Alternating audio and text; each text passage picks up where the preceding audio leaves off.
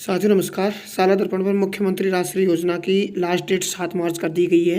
सभी कक्षा 1 की बच्चियों के फॉर्म आप इस प्रकार से भर सकते हैं। सर्वप्रथम गूगल पर साला दर्पण लॉगिन करना है और साला दर्पण पर जाकर साला दर्पण पर क्लिक करें। अब हमें सबसे पहले विद्यालय के एक अध्यापक को इस योजना के तहत कार्य देना है, यानी जो राष्ट्रीय योजना है इसके तहत जो है कार्य देना है।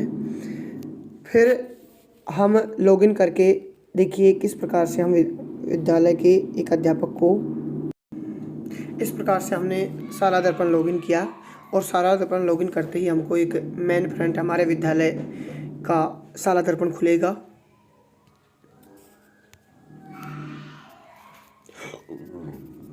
जैसे ही हमने साला दर्पण के पर 3 डॉट दिखाई देंगे, उन पर क्लिक करेंगे और इनमें से हम कार्मिक को चूज करेंगे।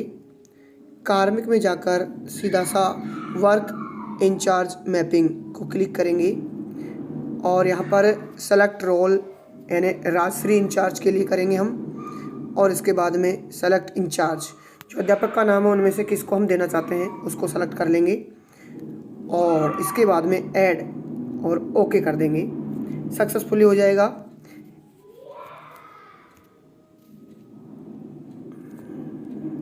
फिर हमें वापस साला दर्पण की लॉगिन नहीं करने से पहले साइट पर जाना है।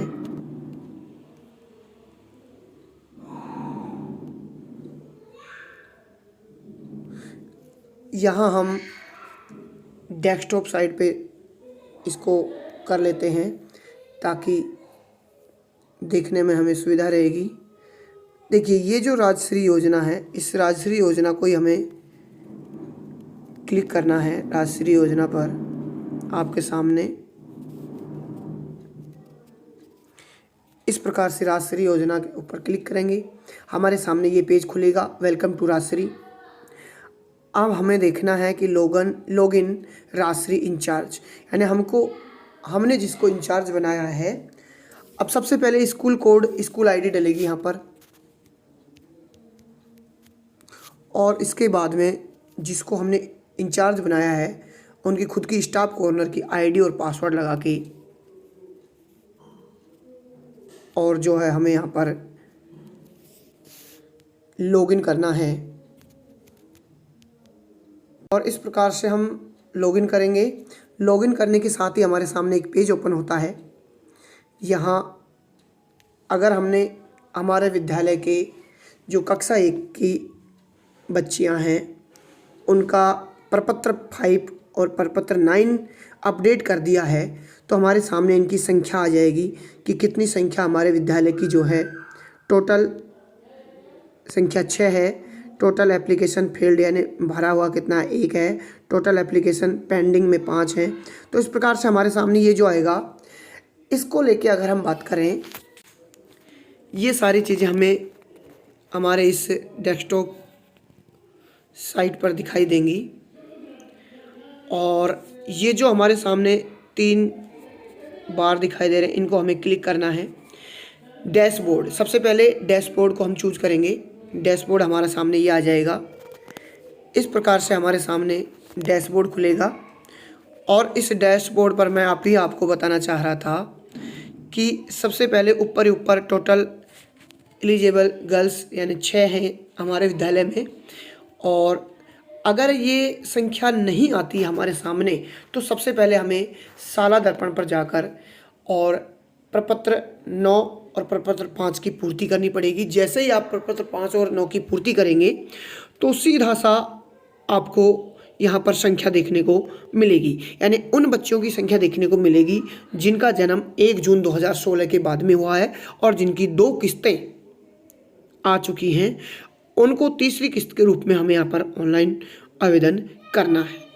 साथियों, जैसे ही हमें यहाँ पर ये दिखाई देता है, संख्या हमने देख ली है, स्टूडेंट फोरम पे हम क्लिक करेंगे और स्टूडेंट फोरम पे क्लिक करने के साथ में हमारे सामने ये संख्या आ जाती है कि टोटल गर्ल्स 6 हैं, टोटल गर्ल्स अप्लाइड 1 है।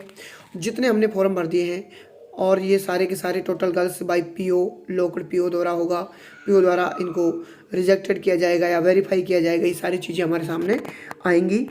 फिर हम इन पे जैसे ही क्लिक करते हैं, क्लिक करने के साथ में हमारे सामने नीचे ऑप्शन खुलते हैं कि कौन कौन सी बच्चियां हैं, छात्रा हैं जो हमारे विद्यालय की जो इस योजना के तहत लाभान्वित होंगी।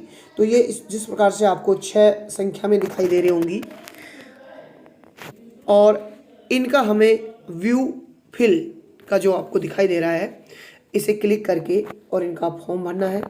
फॉर्म भरने के साथ में आपको दिखाना चाहूँ, जैसे हमने कक्षा 1 की 6 नंबर उषा जो है, इसका हमने क्लिक करते हैं। इस प्रकार से हमारे सामने इंटरफेस खुलता है और ये जो आईडी होगी, ये आईडी मांगा जाएगा।